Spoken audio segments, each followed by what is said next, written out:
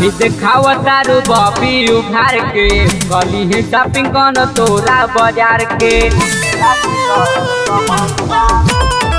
ना भी देखाव तारू बॉबी उघार के गली ही शॉपिंग कौन तोरा बाजार के डाली कचा कच फेंकबू फचा फच डाली कचा कच फेंकबू फचा फच जे पा जाई कवनो अनहरिया में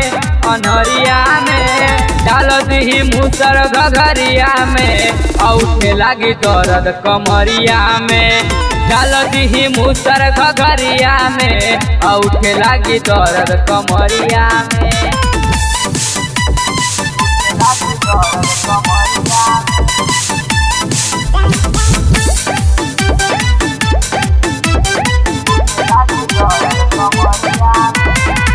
अवे न बाबत नहीं हवा के लइके जिला गोरखपुर में घर बा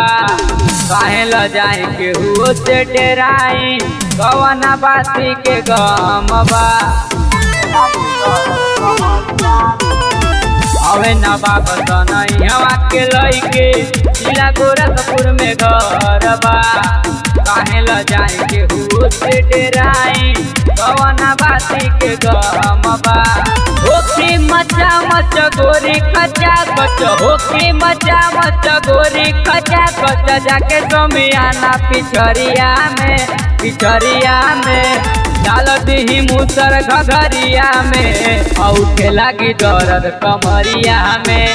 डाल दी मुसर घघरिया में औठे लागी दर्द कमरिया में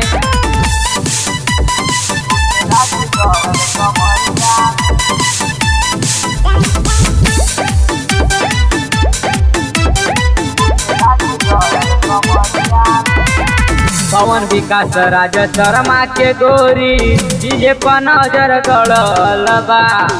कहे कुबेर रतन दवा जवानी बढ़ के जैसे बढ़ल बा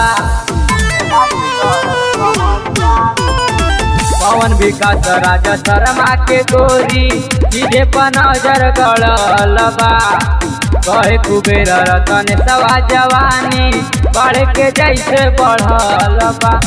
डाली फटाफट लिया सटा सट डाली फटाफट लिया सटा सट मजा मिली राइटर पुजरिया में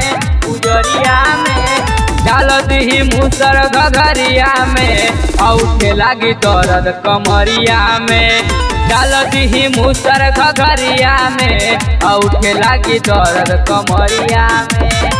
ना भी देखाव तारू बॉबी उघार के गली ही शॉपिंग कौन तोरा बाजार के डाली कचा कच फेंकबू फचा फच डाली कचा कच फेंकबू फचा फच जे पा जाई कवनो अनहरिया में